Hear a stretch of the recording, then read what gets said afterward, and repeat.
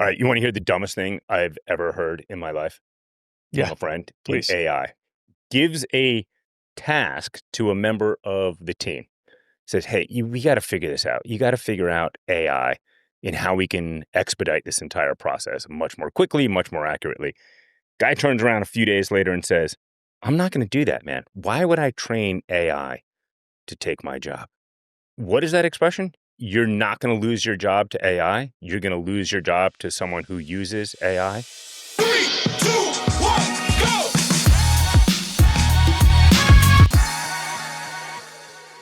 I'm sorry, at a macro level, I am definitely sensitive to the fact that this stuff is pretty scary. And we're both raising kids who are about to go to college, and none of them can figure out what their jobs are going to be in their 20s. Like, nobody can predict that. It's a crazy time. But at a micro level, at a personal level, you can't fight against this. This is maybe the most powerful technology to ever hit the human race. You can't fight against it. You have to immediately learn how to be an expert.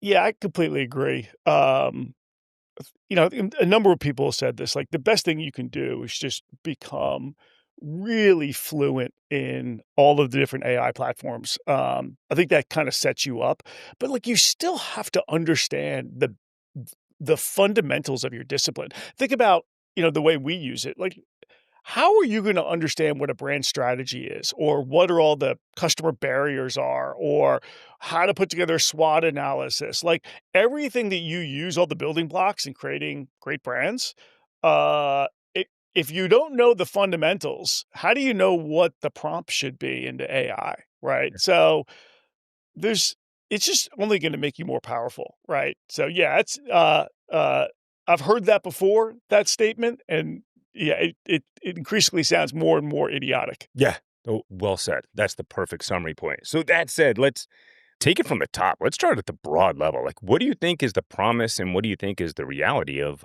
AI on the day to day? I love this, because I don't think a lot of people, like, wanna come out and say this, because it seems like you're poo-pooing AI. I am not. Like, this podcast, so much of what we do in the industry at Questus is about trying to find ways to create more efficiencies, to be smarter, to be more effective. And AI is a key tool in all of this. But there's been a lot of stuff that I feel like I've been sold that just isn't ready for prime time. Yeah. And there's a lot of places where it does great work. Come on, we have been in, conferences where you're getting pitched like, "Oh, we can do this whole campaign, right, with AI, right? And, like, all your creative and everything." And, like, Bullshit. you take No, you can't. right, you take the call because I take the call every time, right? Because I wanna know, like, when is it happening? And it's not there yet, like, for so many reasons. But there's this whole promise. But I'll tell you, uh, there are some really great places it does incredible work. I think, you and I both have had great examples, I would say, on the strategy, insights, data aggregation, incredibly powerful stuff. But Jeff, like, you just had, you've done a deep dive into AI over, I'd say, the last 4 or 5 months, and you've, I think, had an epiphany. How are you using it, and what specifically are you using? Because we haven't even talked about this. You've come back as an evangelist, but what are you using and what's working? Honestly, I use it for almost everything in my life. And that's one recommendation I would have. Like, anything from health concerns to vacations, I'm hammering on it. And my point being, like, it's such a powerful tool that I think you have to integrate it into your whole life so that when it comes time to apply it to business, right? If you mess up on vacations, who cares? But when it comes time to apply it to business, you've got that muscle memory, you've built up that skill set. So, you know who actually summarizes this really well, but does a shitty job of executing is Apple, right? When they're talking about Apple Intelligence, their whole point was like, it's not a singular widget. It's going to be baked into everything that we do. And I think Apple is not fulfilling upon that, but that promise is 100% correct. If you look at any agency or any marketing department, whether they're putting out a big campaign or it's always on content, there are these key steps that they go through. You've got your insights and discovery, all that data analysis. You've got your strategic planning, brand, digital, content strategy. You've got your ideation, you've got your concept development, you've got your creative development, your production, you've got your media buying and planning, you've got your reporting, you've got your optimization.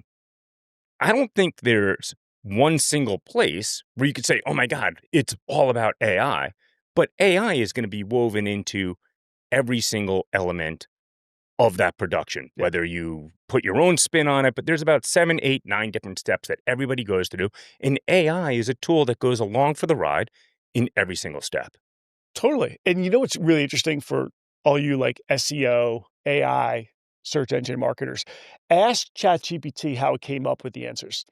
She'd be like, "Hey, I wanna know, like, where should I go?" And they'd be like, "Okay, tell me how you got to this."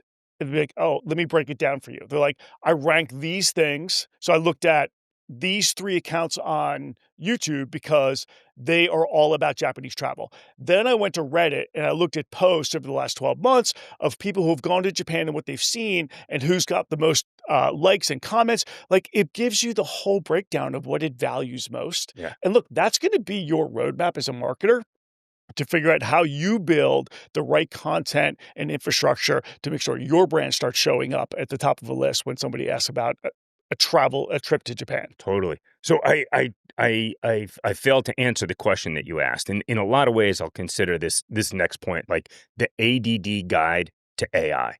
Right. I've got a painfully short attention span. Everybody thinks they've got ADD nowadays. I was on this thing when I was a kid. Like I've been suffering my whole life. But with this tool, you've got the ability to customize it to exactly how your brain works. So, one of the biggest companies in the world, we can't share the name right now. We've been in conversations with them. They've got access to two of the biggest agencies known. And these two giant agencies are not solving an issue. So, they came back to us and said, look, we really want to get you in here. Show us some insights for the boss, right? Give us 9 different insights. It was about a very specific seasonal element for CPGs. So we built a team. And I think this goes back to your point. Like, you can't just be like, oh, I've got no expertise, but now I've got AI to outsource it to. We've got great designers, great copywriters, great strategists, great insights folks, and we're all using AI to expedite the process. But to show you behind the curtain, I actually went to GPT and said, hey, can you just summarize this entire conversation that we've had? Because I want to figure out what we did. In this conversation, where I came up with only 4 different insights, I gave GPT 154 different prompts. I wrote 18,000 words. GPT gave me 400 bullet points. And the total words it gave me is 42,000 words, which is equivalent to a business book. At Yeah. the end of the day, I came up with 4 insights. That's it. That's the amount of work that I went through to get to 4 insights. And my point being, it's not about like, hey, here's my question, give me an answer. First of all, it has probably a year's worth of knowledge about me and how I think and our agency and how we think. So it's surfing off of that. Each of my prompts was on average 165 words. That's about the third of the page of an article.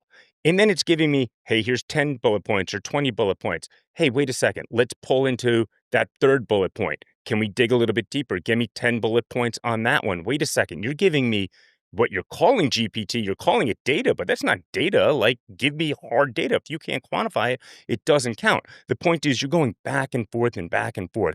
One of the most incredible things I think about AI is you can be as annoying as you want to be.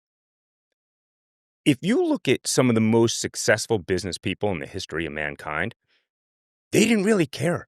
They were rude and they were mean, and that was largely one of the great skills that they brought to becoming really successful. I don't want to do that. I don't want to drive people crazy. Eventually, I'm like, I know sometimes I do, but I try not to. GPT, you can drive it as crazy as you want to be. Whatever your quirky personality is, mine is short attention span, fires really quickly. Other people want to be really verbose. It doesn't matter.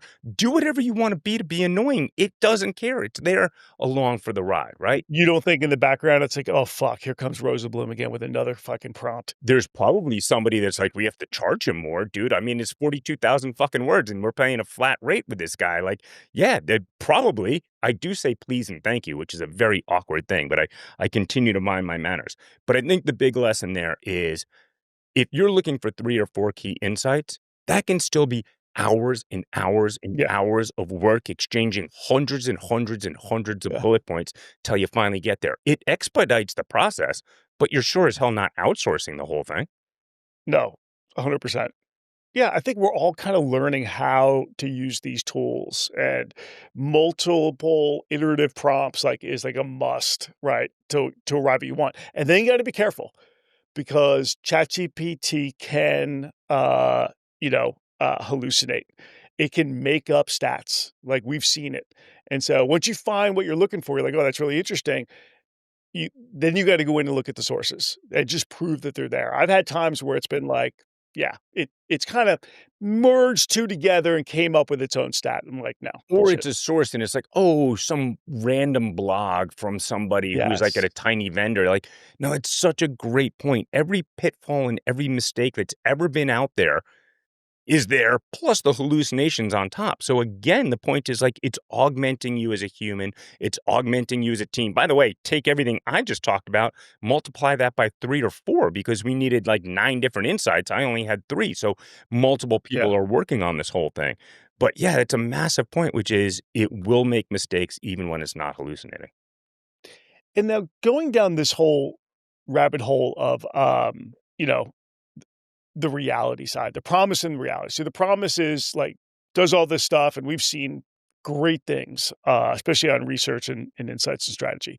When it comes to creative, I think there's just a lot still left in the bag. And here's what I love about it: concepting. You can totally do great work with concepting using generative art. Uh, for pitches, for selling in concepts, etc. I think most agencies are using it for exactly that, and it does a really good job.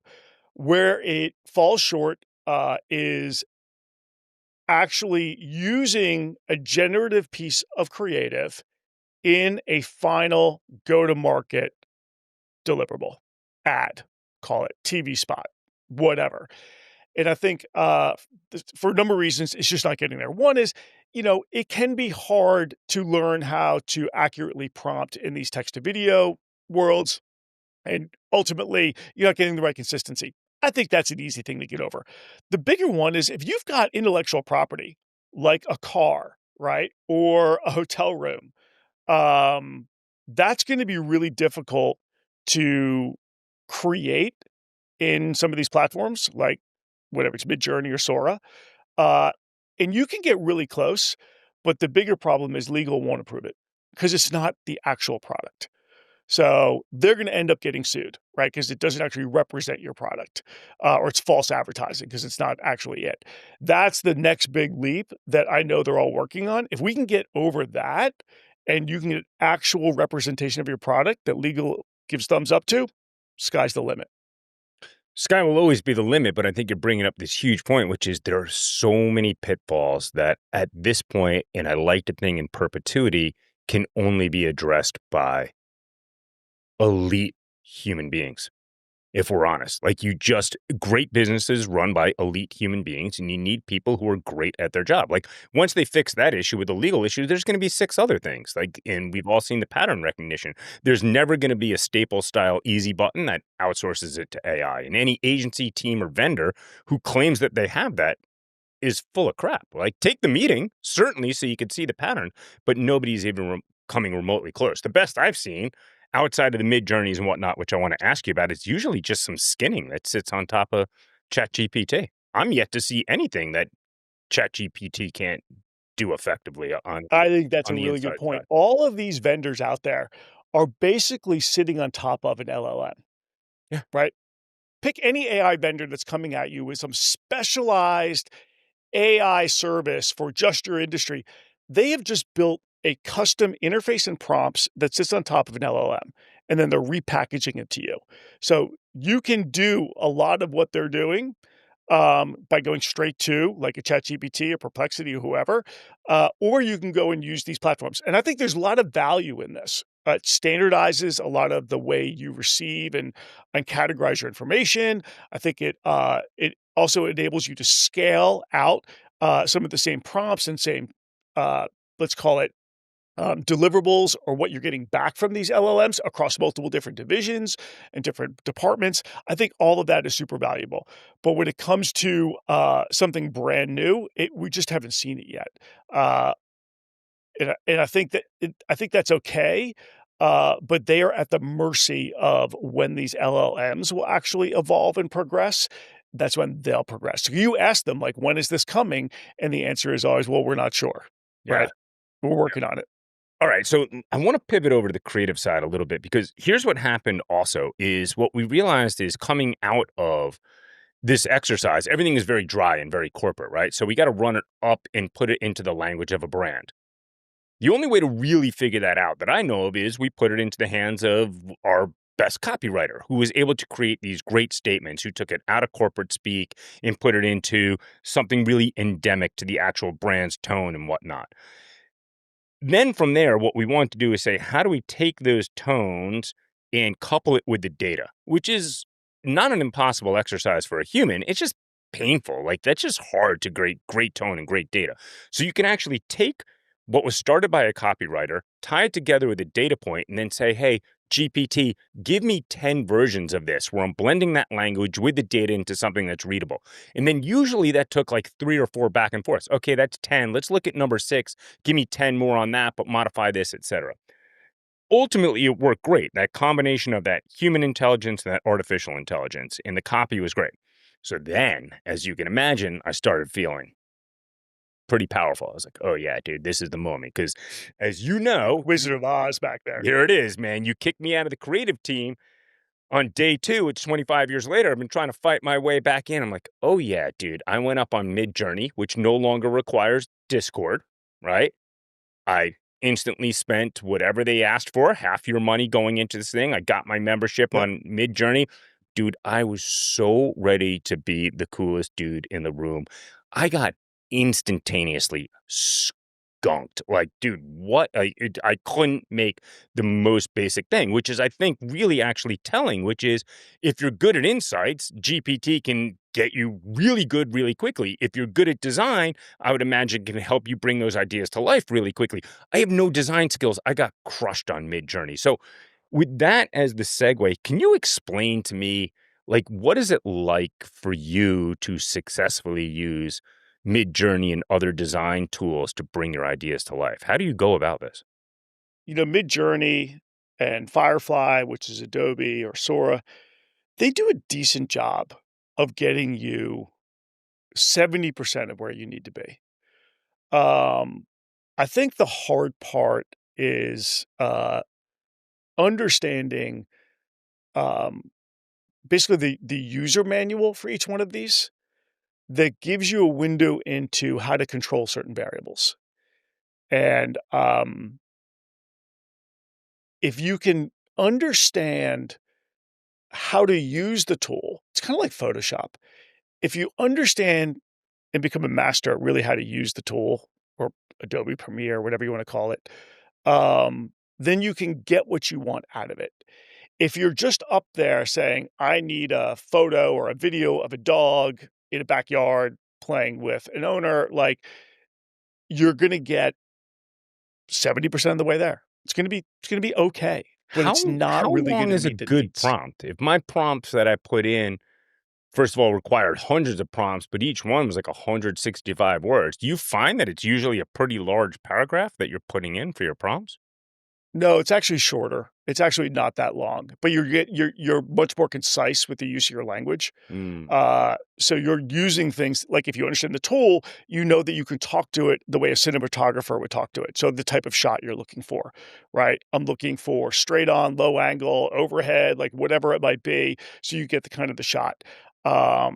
You're also figuring out like what's the priority you wanted to know first, right? Is it that there's 10 people around a dinner table, or is it that there's a thief coming through the window that nobody sees, right? I think there's just like it's the way you set it up because if you put one first versus the other, it will interpret that differently and put different priority on it. So again, this just goes into like read the manuals, read the blogs that are on this stuff. Like a lot of people have done a ton of work into how to prompt and then become really good at one of these platforms and understanding the full tool set. Yeah, but I think what's really interesting about that, and I'm sorry to keep hitting on this, is it's about human augmentation and it's about finding people with real skills, right? So half of what you're talking about is watch the videos, read the manuals, get really good at prompting. But the other half is how do you leverage a lifetime of knowledge and some just genetic expertise? Like I could watch all those videos and get halfway decent at prompting, but I just don't Yeah. have the skill set to know where the lighting should be, or the colors. There's a million different design elements where I'm sorry, I just don't have those genetic gifts at all. So I'll always be a failure in that department. So it still comes down to finding elite human beings and then just helping them use these tools to increase their skill set. Yeah, you put somebody who's not very creative or imaginative in front of an Adobe tool set or an AI tool set, they're not gonna get the most out of it. You put somebody highly creative, teach them well, they're gonna get a lot out of it. That's a huge point, but there's actually 3 things in there, right? You got your genetic creative skill set, you've got your AI skill set, and then you just have traditional software skill set. Because that's another thing that's, not for you, but anybody else put them in front of Photoshop for the first time. That thing is so complex. You've But spent ho decades but getting great at it. Photoshop and AI is the same thing to me. It's just a tool. Meaning, It's just a creative tool, right? You know, AI is now built in all over Adobe products, right. right? So it's not separate anymore. It's just another tool have to know how to use and prompt well. When you're prompting for an initial image, are you typically going through a mid-journey type thing and then bringing that into Photoshop, or is all that prompting starting in Photoshop nowadays? Most of it's starting in Photoshop now. Oh, you're totally circumventing mid-journey nowadays. For a lot of it, yeah, because Adobe has come out with their own version of Midjourney called Firefly, and then they've got lots of different gen art abilities and capabilities inside of Premiere and After Effects and Photoshop.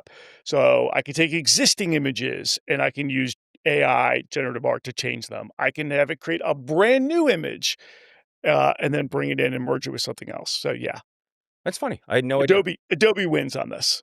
That's crazy. I thought you guys were all taking mid-journey, getting your initial image, bringing it into Photoshop and massaging it. No, there's still tools out there. I mean, I think text to video is still an area where you're going to have people going to different sources because some are a little bit better at certain things than others. But I fully expect Adobe to ingest and become kind of a best of breed product when it comes to text to video. Fascinating. How about if we dial it back chronologically before you actually get into that sort of concept design, but coming up with the big idea? How does AI help you figure that out, if at all? I think it's a great primer. If you prompt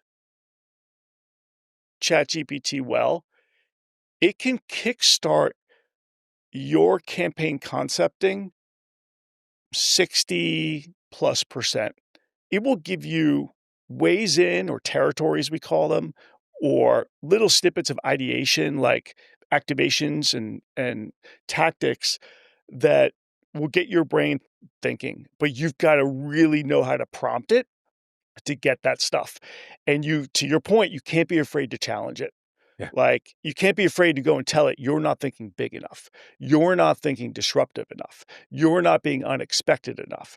You're not looking at the right examples that I'm giving you of what I think is a groundbreaking, campaign or service or product, right? Great advertising is all those things. It's not just like video. It's a great experience. It's a great product. It's a great service, right? It's a great delivery.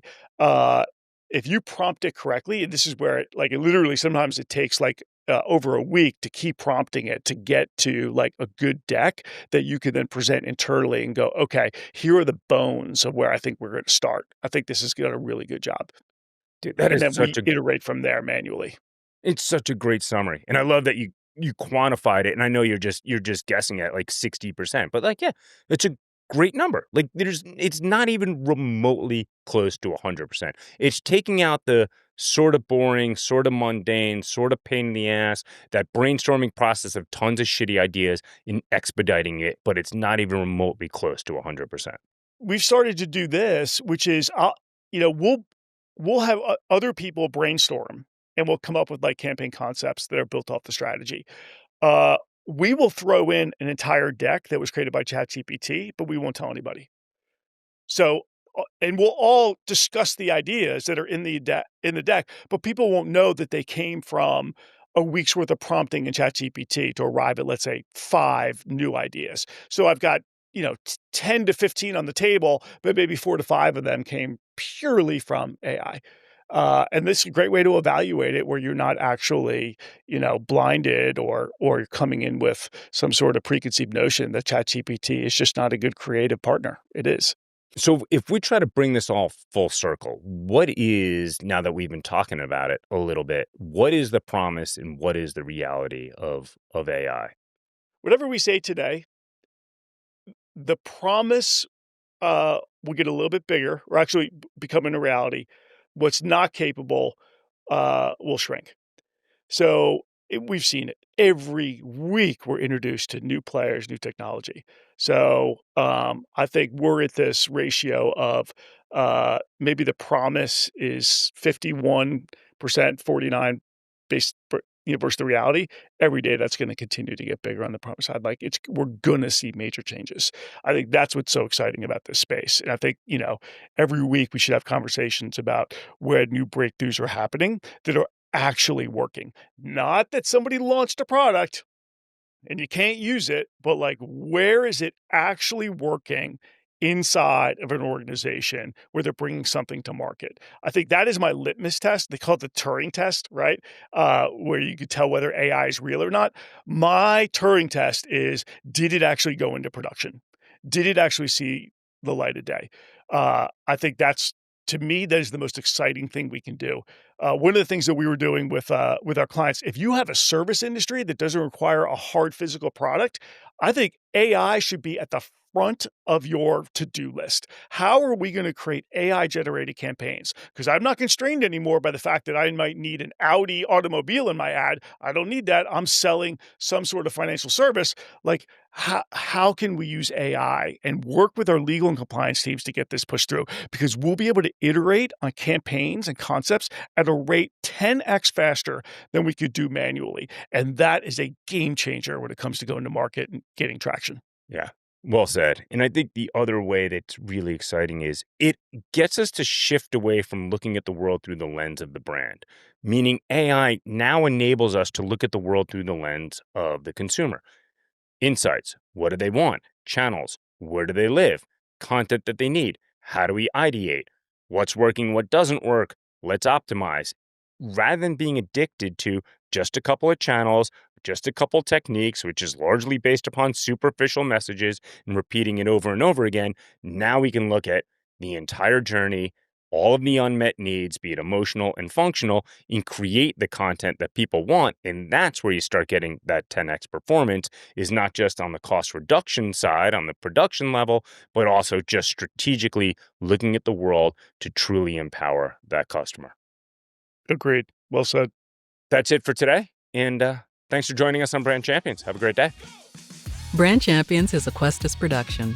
If you enjoy the show, please subscribe and review wherever you tune in. You can submit mailbag questions to brandchampions@questus.com.